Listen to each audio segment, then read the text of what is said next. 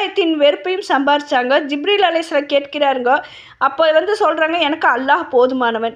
இந்த தவக்கல் என்பது ஈமானிய அந்தஸ்தில் உயர்தரம். நபிமார்கள் இதனுடைய முழுமையை அறிந்திருந்தார்கள். நபி ஸல்லல்லாஹு அலைஹி வஸல்லம் அவர்கள் முன்மாதிரியாக இருந்தார்கள். எதிரிகள் சூழப்பட்ட போதும், மக்காவிலிருந்து விரட்டப்பட்ட போதும், மதீனாவில் அன்சாரிகளுக்கு மத்தியில் வாழும்போது, பிறகு கனிமத்துகளும் வெற்றிகளும் ஒன்று கூடி வரும்போது, சஹாபாக்களின் பெரிய படைக்கு முன்னால் படை சூழ செல்லும் போதும் எப்போதும் தவக்கல் நம்பிக்கை அல்லாஹ் மீதே இருந்தது. அதே மாதிரி வெற்றி கொண்டுட்டு அவங்க மக்காலுக்குள்ளே நுழையிறாங்க. மதீனாலேருந்து மக்காக்குள்ளே நுழையிறாங்க. வணக்கத்திற்குரிய அல்லாஹ்வை தவிர யாரும் இல்லை. அவனுடைய வாக்கை உண்மைப்படுத்தினான். அவனுடைய தீனுக்கு உதவி செய்தான். அவனுடைய அடிமை நான், எனக்கு உதவி செய்தான்.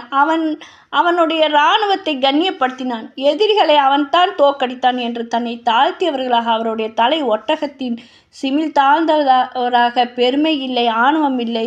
இந்த தவக்கல் இபாதத்தோடு இருக்க வேண்டும். காரணங்களை ஹலாலான முறையில் கையாள்வதோடு இருக்க வேண்டும். பணிவோடு இருக்க வேண்டும். புகழ்ச்சிகள் அனைத்தும் அல்லாஹுக்கே சமர்ப்பித்ததோடு இருக்க வேண்டும். ஒரு விருந்தாளி வீட்டில் சாப்பிட்டாலும் கூட, அல்லாஹ் நீ நாடி உணவளித்தாய், பிறகு எனக்கு உணவளித்தவருக்கு உணவளி.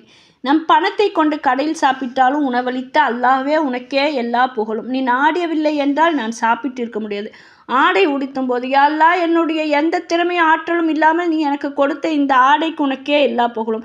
அனைத்து விஷயத்திலும் அல்லாஹ்வை சார்ந்து விடுங்கள். உங்களை அடிமையாக உணருங்கள். நம்மளை நாம் அற்பமாக உணர வேண்டும். அல்லாஹ்வை ஆற்றல் உள்ளவனாக, கண்ணியம் உள்ளவனாக, மகத்தானவனாக, அல்லாஹ்வை சர்வ வல்லமையுடையனாக எண்ண வேண்டும். இதுதான் தவக்கல். தவக்கல் அடையும் போது ஒரு மனிதனுடைய ஈமான் ஒரு மலையை விட வலிமையுள்ளதாக மாறும். இந்த அகண்ட வானத்தை விட விசாலமானதாக ஆகிவிடுகிறது. அப்பொழுதுதான் இந்த பிரபஞ்சத்தின் அந்தரங்கங்களை உணர்கிறான். ரப்புடைய ஆற்றலை புரிந்து கொள்ளும் போது, அவனை முழுமையாக சார்ந்து விடும்போது, அவன் தனி மனிதனாக இருந்தாலும் அல்லாஹ் நம்முடன் இருக்கிறாங்கிற ஒரு உணர்வு வரும். இந்த நிலையை அடைகிறான். சஹாபாக்களுக்கு அல்லாஹ் கொடுத்திருந்தான். அல்லாஹ்வை சார்ந்திருந்த அந்த நிலையை பார்க்கிறோம். பிரார்த்தனை செய்தால் அப்படியே உங்களுக்கு நடக்கும். அல்லாஹ் அக்பர் என்று சொன்னால் எதிரிகள் உள்ளங்கள் ஆட்டம் ஆரம்பித்து ஆடிவிடும். கண்ணியத்துக்குரியவங்களை, இந்த தவக்கல் அடைய வேண்டும். இதற்கு அல்லாஹ்விடத்தில் துவா செய்ய வேண்டும். யா அல்லாஹ், முழுமையான தவக்கல் உள்ளவராக எங்களை ஆக்கிவிடு. யா அல்லாஹ், எனக்கும் பாவத்துக்கும் இடையில் தடையாக இருக்கும் உன் பயத்தை எனக்கு கொடு. உன் சொர்க்கத்தில் சேர்த்து வைக்கும் அமலை எனக்கு கொடு. உலகத்து சோதனைகளாக அற்பமாக ஆகிவிடுகின்ற யக்கீனை கொடு. யா அல்லாஹ், உன்னை அதிகம் நினைப்பவளாக, உனக்கு அதிகம் நன்றி செலுத்துபவளாக, உன்னை அதிகம் பயப்படக்கூடியவளாக, உன்னையே முன்னோக்கியவளாக, உன்னிடத்தில் மன்றாடக்கூடியவளாக என்னை ஆக்கிவைடு அல்லாஹ். ஆமீன்.